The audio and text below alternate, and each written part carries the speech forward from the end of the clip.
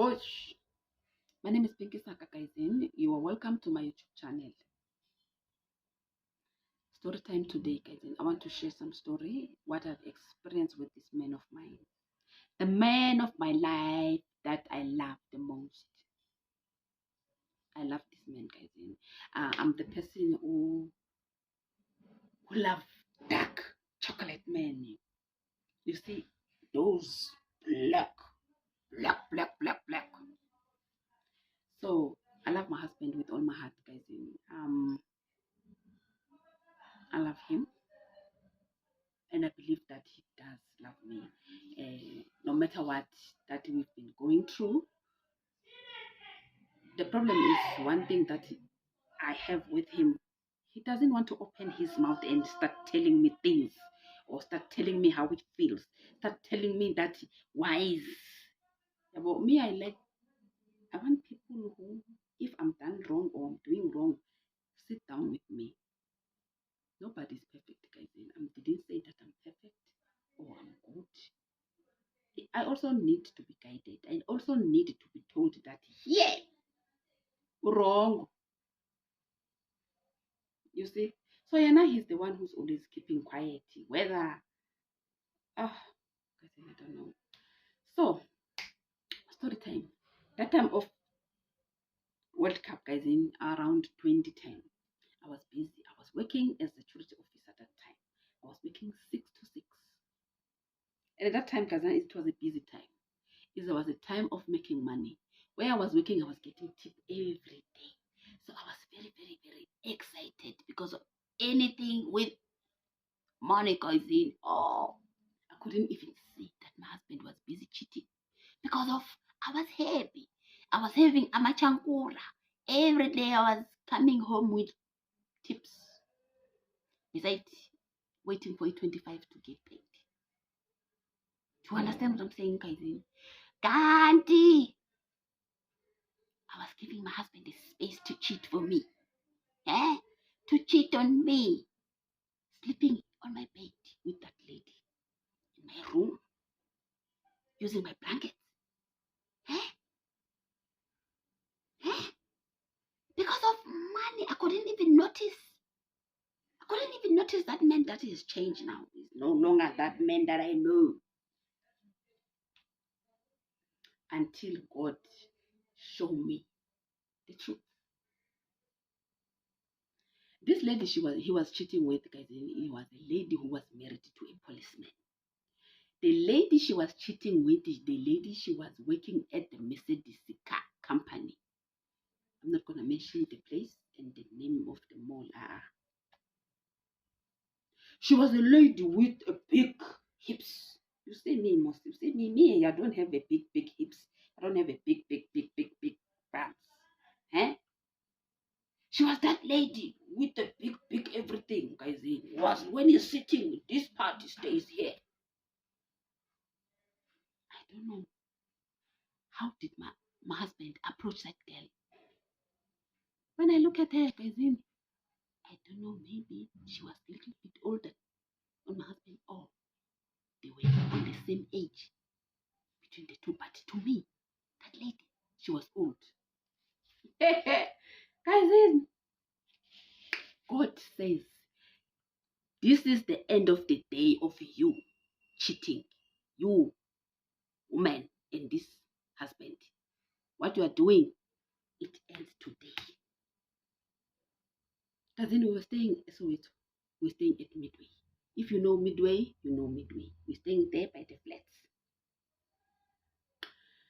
Unfortunately, there was this day, I was at work during the day. I think it was weekend because of I was working overtime, guys. Because of so it was weekend. It was weekend, and then my husband called a lady to come over because of me. I was not there. It was during the day.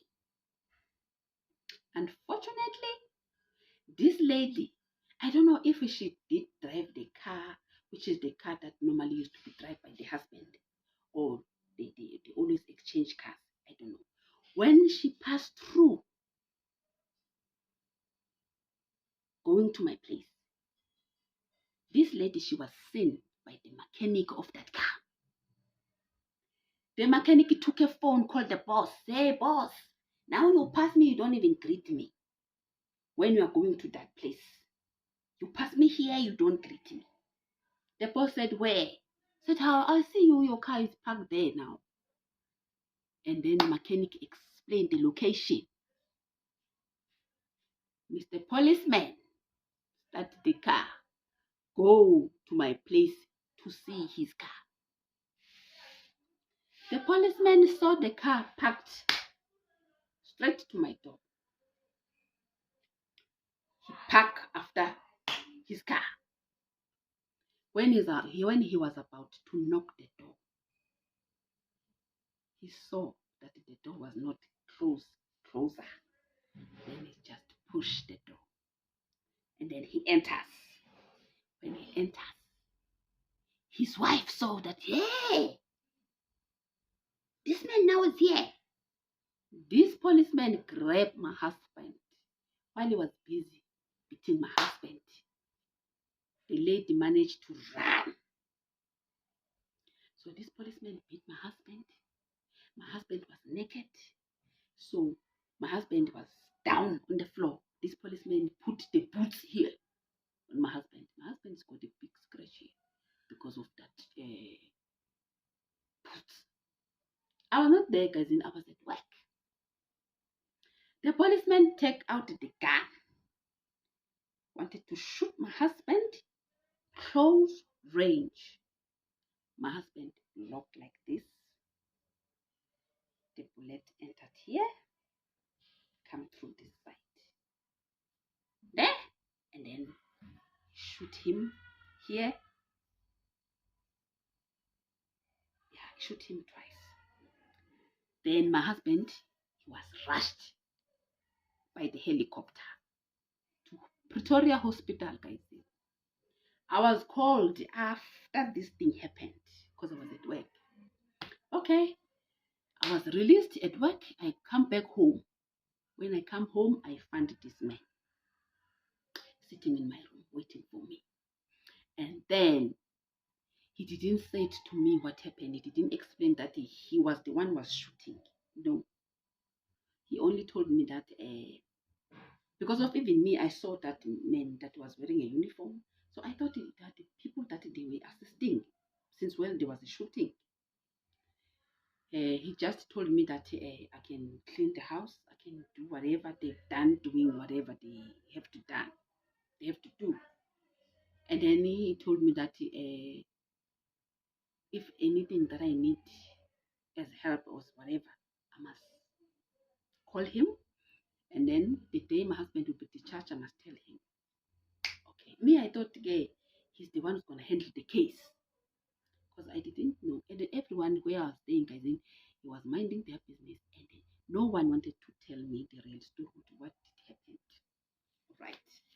So I wondered in my head with what I was having. The only thing that I know that time my husband called me, told me that he was shot, but I mustn't tell anyone until he will be discharged, and then he'll be able to tell the family and himself.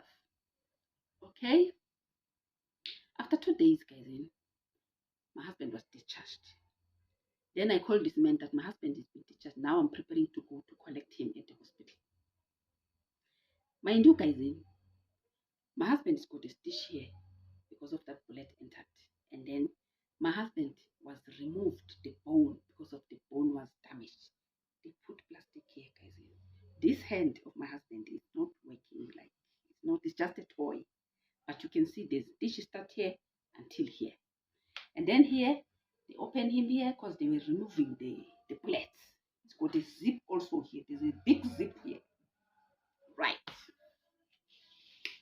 And then this man, when I told that my husband was discharged, I'm going to collect him, he said to me, I'm already gone now. I said, no, I'm still at home. I'm preparing to go. He said, I must wait for him. He will go with me to collect my husband.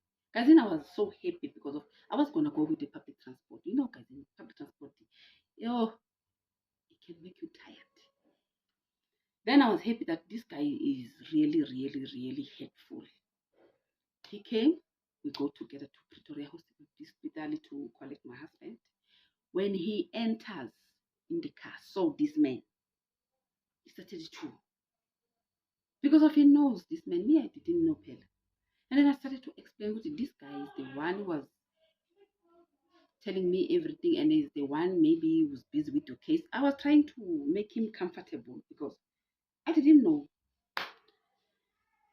He started to say, okay, no, fine, because of he knows this man is the one who done the shooting. When we enter in our house with this man, then he said to me, in fact to us, he said, now I'm going home. I'll come back later with my wife. First, he asked my husband that, are you going to open the case? My husband said, no, I'm not going to open the case. I'm not going to do anything. Please forgive me. Whatever I was doing with the wife, it won't happen again. I was like, this guy and this man, what is... When I started to ask my husband said, whoa, I'll explain everything to you. Let me talk to this guy. He was pleading. This guy who shoot him, he was pleading like this. Okay, I decided to keep quiet so that I must let this man-to-man talk and come to the solution so that there will be no more shooting. I kept quiet. Okay, for sure, later the guy came with his wife. It was the first time for me to see this lady. Okay, I was so calm because I wanted this thing to be finished. Now, his husband came up with a solution that he wants to see my husband sleeping with his wife. Me and this policeman watching. He wants him to do that. Now, after that, the policeman, he will be doing me while my husband watching.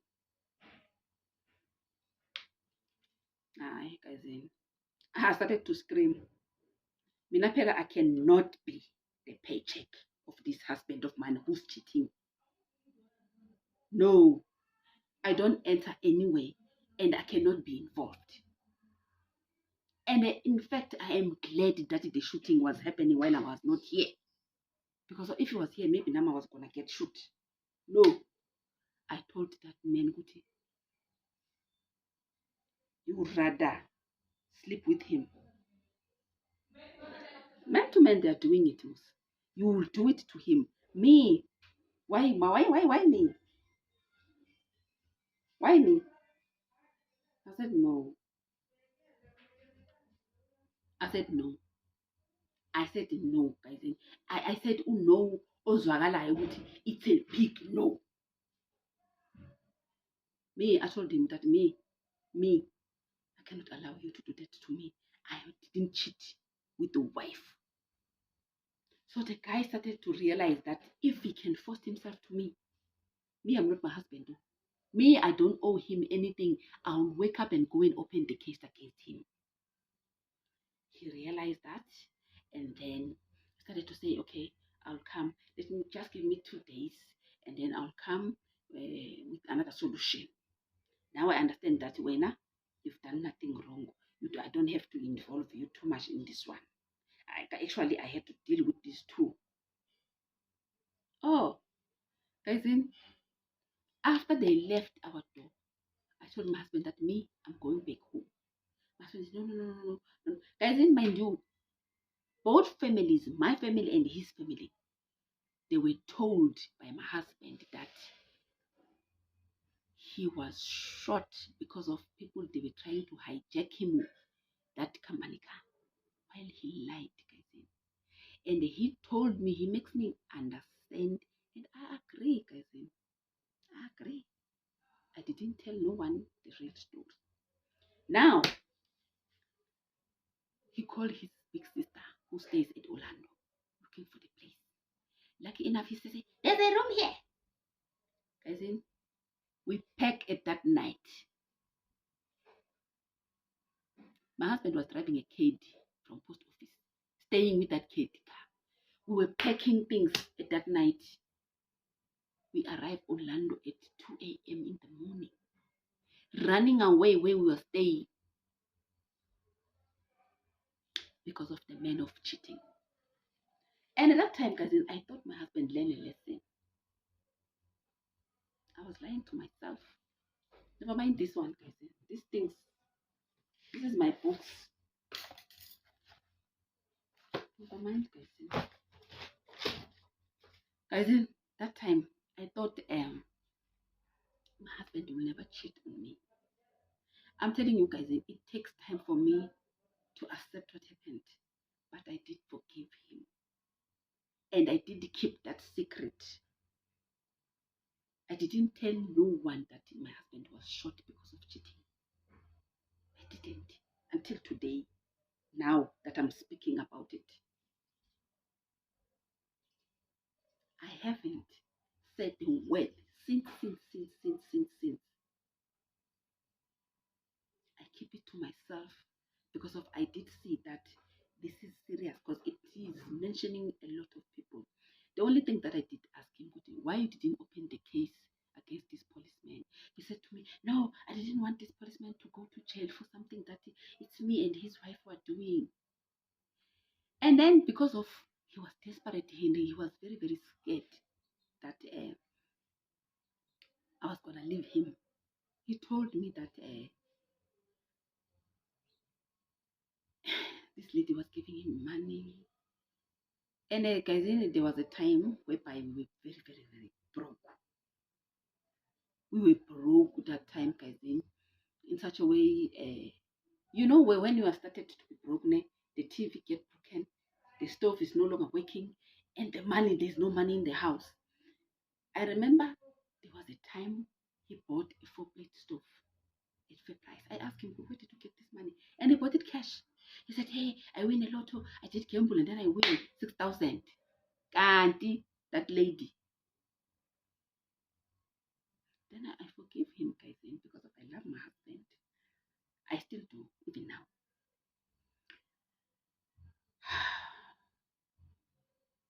But, guys, what bothers me is one. Me now, I will be keep forgiving him until when?